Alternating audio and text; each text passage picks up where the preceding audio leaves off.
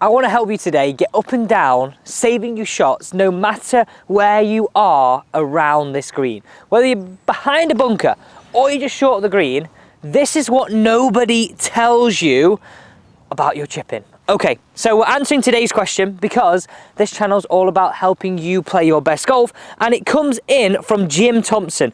Can you do a video on the difference between your ball position, forwards, back, and roll around the greens when you're chipping? This is all you need to know. Now, nobody tells you this because it's really hard for most golfers to bring into their game. Until now, this is a really easy solution. It's using this bounce. Now, I've got a great analogy that just makes this really, really simple, but this is why you want to use the bounce. Have a look at this, right? If we use the bounce on all of our shots, or majority of our shots, let's say, come close to here, you need to see this dead close up, we've got more margin for error. Because when that leading edge is like this, that club wants to dig into the ground more. If we have the bounce on offer, we get the club to glide more. So the club glides more, we can catch the ground a little bit before, and it just brushes the ground. If our leading edge is like this and we catch the ground before, we're just gonna fat it. We're not gonna move the ball anything like we want to. So this is what I would think about. So just to clear this up for you, this is the bounce, okay? Now, mine has 10 degrees, but yours might have 8. It doesn't really matter too much. What we're thinking about here is this bottom edge, not the front edge. So, think about your wheels of a plane, right? If, let's say, this part of my glove is our golf ball, we don't want the wheels to sort of crash land. We don't want to scoop and abort the landing. And what I want you to feel, that when you hit any chip shot now, you get the wheels just to touch down and move up.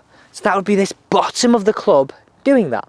Now, the easiest way to get that into your swing, have a look at this. I'm just going to put a T-peg down, and I'll do this here, just like that. And I'm going to hit some one-handed practice swings where I just get the idea of trying to get the T-peg in the air where I get the club to brush, because it's very, very hard for me one-handed to drive those hands. So have a look at this here. This is what I would do. Just hitting a few practice swings with the T-peg, getting used to the bottom of that club touching the ground. And if you're feeling a bit more confident with it, you can then also just give it a go one-handed. Once you get that concept of it brushing, it's a total game changer. Okay, you need to know these next two pieces, and these are the final piece to the solution for you here today. Now, this is where we really start to answer Jim's question. We're short-sided here on the first. Now, this is a popular area because out of bounds is just there. We know our balls are like magnets towards out of bounds.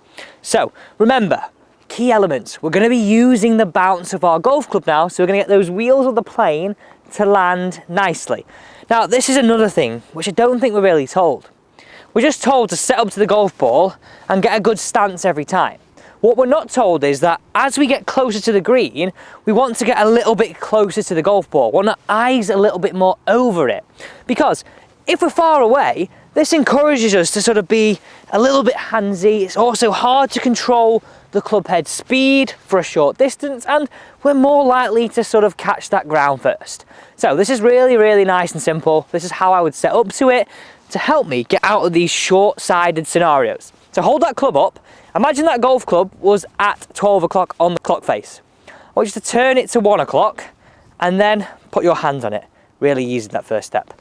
Next up, put the club to point towards target and work a little bit closer. So your eyes will feel a little bit more over the golf ball. And you know, with this shot, right, it's all about confidence. This will make you feel so much more confident. I would then potentially point my body a little bit to the left, just to counteract that face being a little bit open, and put a bit of weight on that left hand side. Now, as you spin down the line before hopefully I pull off a really nice shot, you'll see my hands are a little bit higher than what you're probably used to. That's good. It's going to help us use that bounce. That's what we want to see. Now, when we're hitting a shot like this, we need a bit of speed.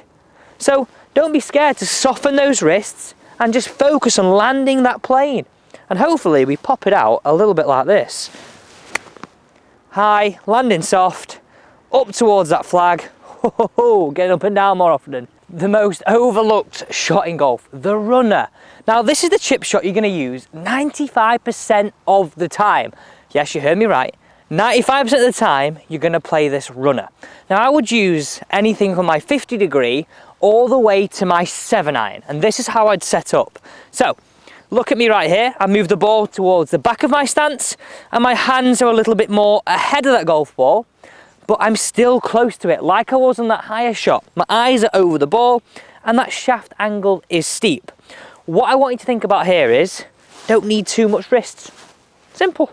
More wrists for more height, less wrists for less height. Now, the easy thing to understand here is my 50 degree is going to roll out less. So look at this here. I'm going to play one to this flag. It'll be a little bit more in the air and roll out less towards that flag. Okay? Now, as we get closer to the green, so come with me here. As we get closer to the green, I would use something more like a 7-iron, because I want that ball to roll a little bit quicker, and I haven't got too much grass to go over. So here we go. Get close to the ball. Don't need any wrists.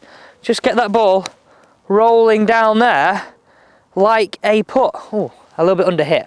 But I'll tell you what, for 4 chip shots, they are not bad. Thank you so much for watching. That is all you need to know for short game to master it this season. And do subscribe.